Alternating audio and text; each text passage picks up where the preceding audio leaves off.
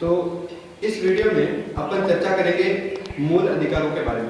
इससे पहले अपन ने जो चैप्टर पढ़े हैं उनमें संविधान,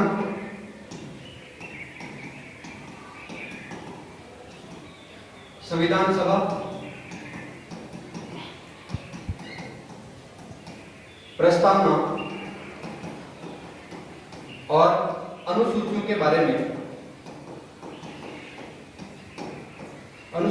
में अध्ययन कर लिया है। यानी ये टॉपिक अपने कंप्लीट हो चुके हैं पूरी तरीके से। अब इसके बाद जो अगला टॉपिक है अपना वो है मूल अधिकार। नेक्स्ट टॉपिक कौन सा अपना? मूल अधिकार।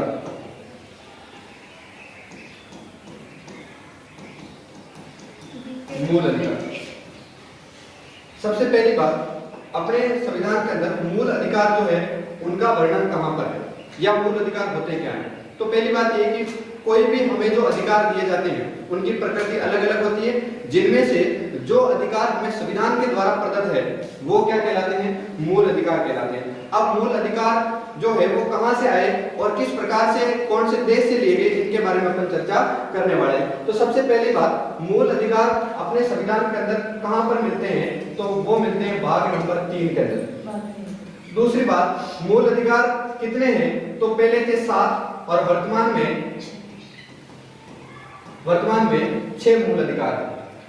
अब अगर बात करें मूल अधिकारों की, तो मूल अधिकार कहां से लिए गए हैं? तो ध्यान रहे कि मूल अधिकार अमेरिका से लिए गए हैं।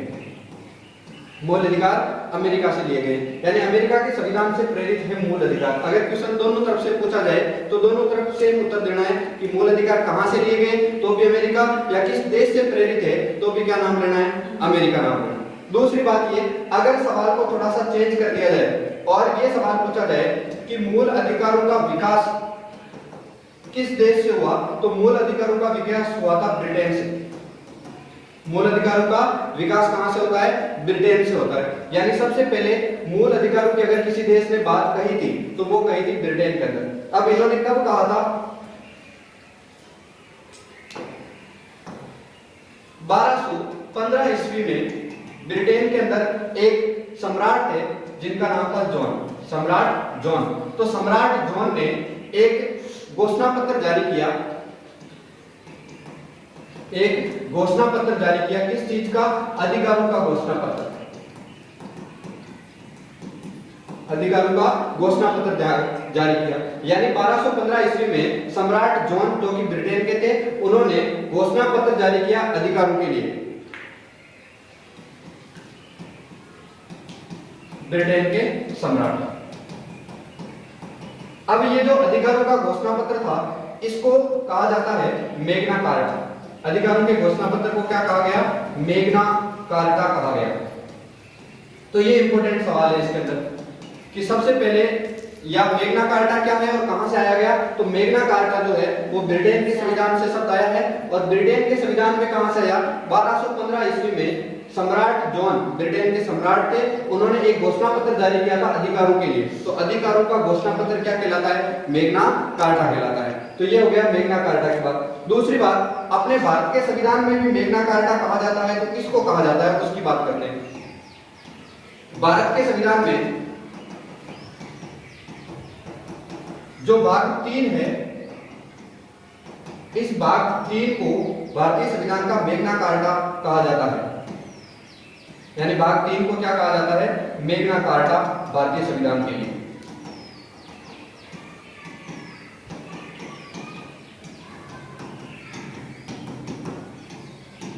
तो सवाल पूछ लिया जाए कि भारतीय संविधान का मैग्ना कार्टा किसे कहा जाता है, तो वो कहा जाता है भाग 3 को, जो किससे संबंधित है? मूल अधिकारों से संबंधित है। अब बात करते हैं भारत के अंदर इसका विकास किस प्रकार से हुआ। तो सबसे पहले इसकी स्टार्टिंग जो है वो 1928 के अंदर शुरू होती है। भारत में एक प्रस्ताव आता है जिसका नाम है नेहरू प्रस्ताव। सबसे पहली बार 1928 के अंदर एक नेहरू प्रस्ताव लाया गया था जिसमें अधिकारों की बात करी थी, और ये नेहरू प्रस्ताव लाने वाले जवाहरलाल नेहरू नहीं थे, इनके पिताजी थे जिनका नाम था मोतीलाल नेहरू। तो मोतीलाल नेहरू ने सबसे पहले ये लेकर आए थे जिसको क्या कहा गया? नेहरू प्रस्ताव कहा गया। अब अगर बात करें जवाहरलाल नेहरू की, तो इन्होंने संविधान का जो भाग 3 है उसको कहा गया था आत्मा। भाग 3 को क्या कहा? भारतीय संविधान की आत्मा का। तो सवाल पूछ लिया जाए कि भारतीय संविधान की जो मूल अधिकार है या भाग 3 है उसको आत्मा किसने कहा? तो वो कहा था जवाहरलाल नेहरू। अब बात करते हैं कुछ अपने मूल अधिकारों के बारे में कि कौन कौन से मूल अधिकार है और किस अधिकार के अंदर क्या क्या है। तो सबसे पहली चीज अपने भारतीय संविधान है, अपने भारतीय संविधान के अंदर कुल मिलाकर 7 मूल अधिकार थे। कितने मूल अधिकार थे? 7, जिनको कहा जाता है फंडामेंटल राइट्स यानी कि मूल अधिकार। शुरुआत में 7 मूल अधिकार थे, लेकिन 1978 के अंदर संविधान में संशोधन किया गया और संविधान में संशोधन करके मूल अधिकार कितने कर दिए गए? 6 कर दिए गए। क्योंकि 7वां जो एक मूल अधिकार था संपत्ति का अधिकार, संपत्ति का अधिकार, इसको मूल अधिकार का दर्जा हटा दिया और मूल अधिकार की जगह इसे बना दिया गया कानूनी अधिकार।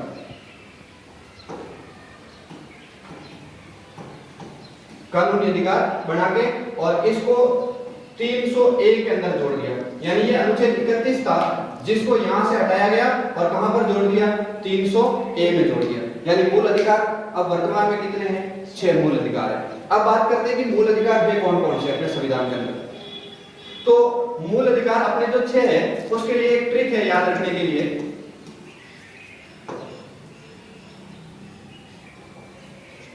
वो ट्रिक है कि समस्त शोध, शिक्षा में, संस्कृति के उपचार के लिए होते हैं।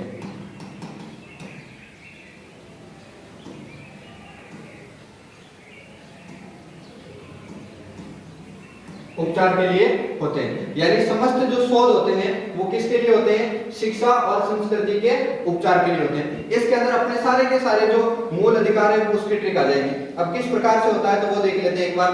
सबसे पहले बात करें इसमें सम से, तो सम से बनता है समानता। सम से क्या बनता है? समानता, यानी समानता का अधिकार, ये पहला अधिकार है। उसके बाद बात करें दूसरे अधिकार की, तो दूसरा अधिकार जो है वो है से और ते से मिलेगा। तो से ते से बढ़ेगा स्वतंत्रता। पहला शब्द से और आखिरी शब्द ता, यानी कि स्वतंत्रता का अधिकार, ये हो गया अपना दूसरा। उसके बाद तीसरे अगर अधिकार की बात करें तो तीसरा अधिकार है अपना यहां से सो और देवड़। तो सो से हो जाएगा शोषण के विरुद्ध अधिकार, शोषण के विरुद्ध अधिकार, शोषण के विरुद्ध अधिकार। फिर बात करें चौथे की, तो इसमें आया है दे। दे से बनेगा धर्म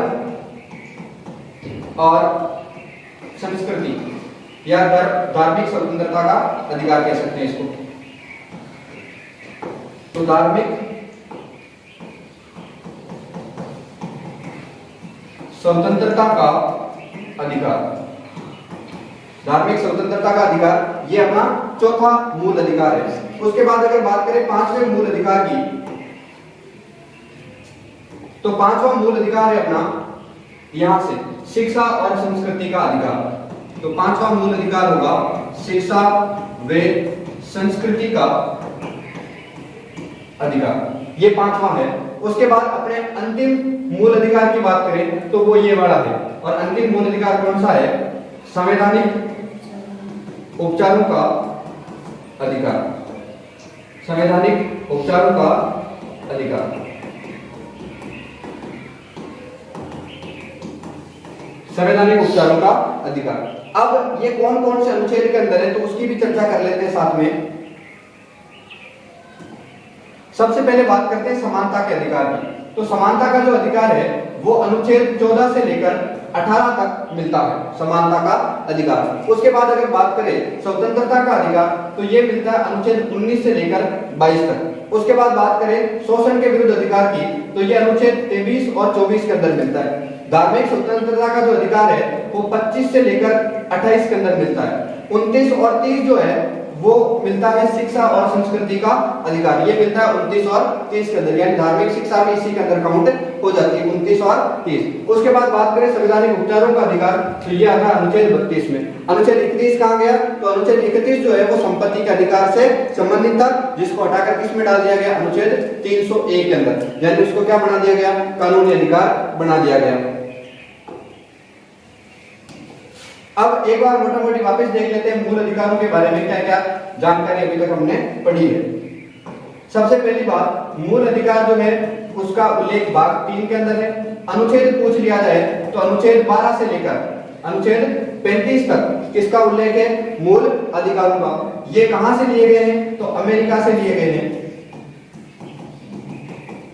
अमेरिका से लिए गए हैं। इसका विकास कहां से हुआ है, तो ब्रिटेन से हुआ है। इसको क्या कहा जाता है, तो भारतीय संविधान का मेग्ना कार्टा, भारतीय संविधान का मेग्ना कार्टा कहा जाता है। किसको, मूल अधिकार को। तो ये कंप्लीट जानकारी थी। कितने अधिकार थे, पहले 7 थे, जो वर्तमान में कितने हो गए, 6 मूल अधिकार हो गए।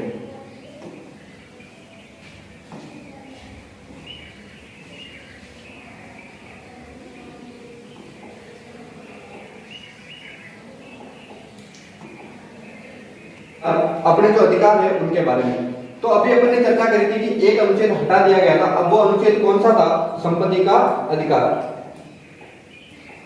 अब संपत्ति के अधिकार के अंदर क्या क्या चीजें थी उसकी चर्चा अपन कर लेते हैं। सबसे पहले संपत्ति का जो मूल अधिकार है,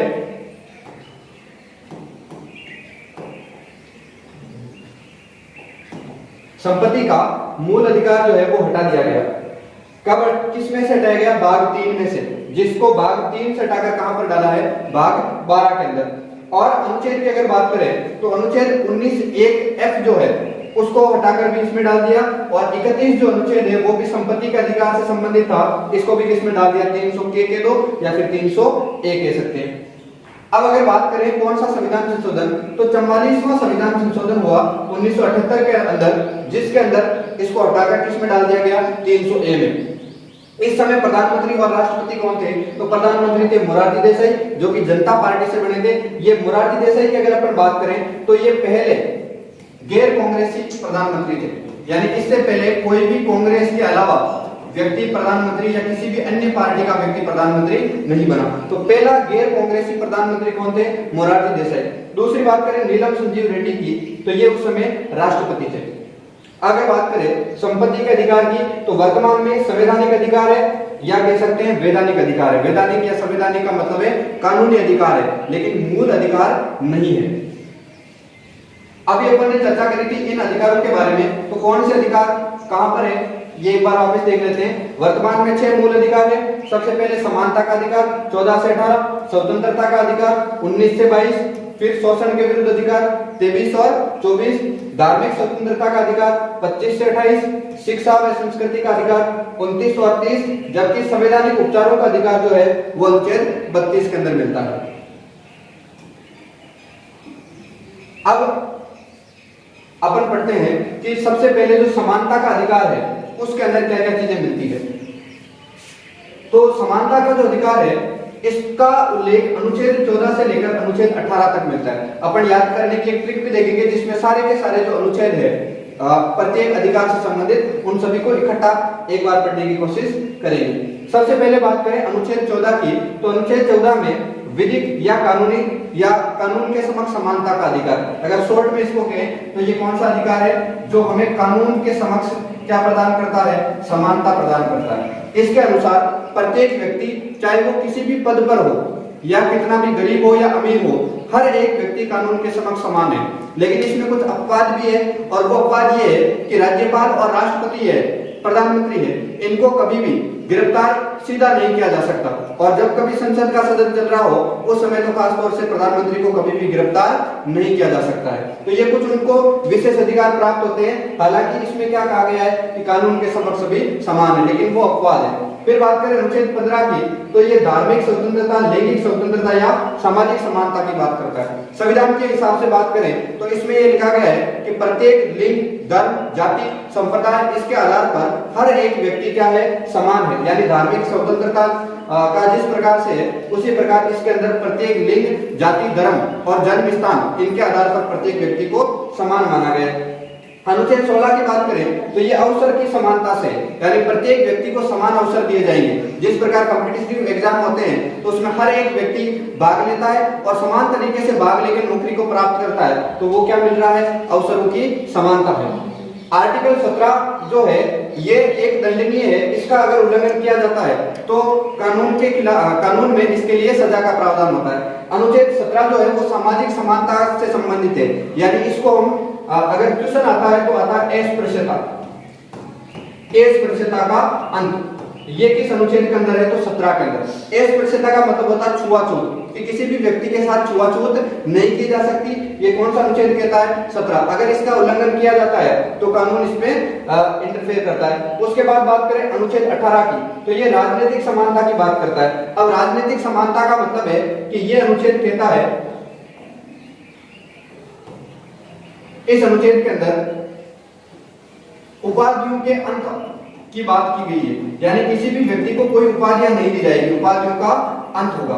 जिस प्रकार महात्मा गांधी को बापू की उपाधि दे दी गई, या किसी और व्यक्ति जैसे सरदार वल्लभ भाई पटेल को लौह पुरुष की उपाधि दे दी गई, तो इस प्रकार की उपाधियां नहीं दी जा सकती। अब ये कौन सा अनुच्छेद कहता है, अनुच्छेद 18 कहता है। इसके आगे वाले अनुच्छेद की चर्चा आगे वाले वीडियो में करेंगे और इन सभी अनुच्छेदों को हम विस्तार से साथ में अध्ययन करेंगे। धन्यवाद।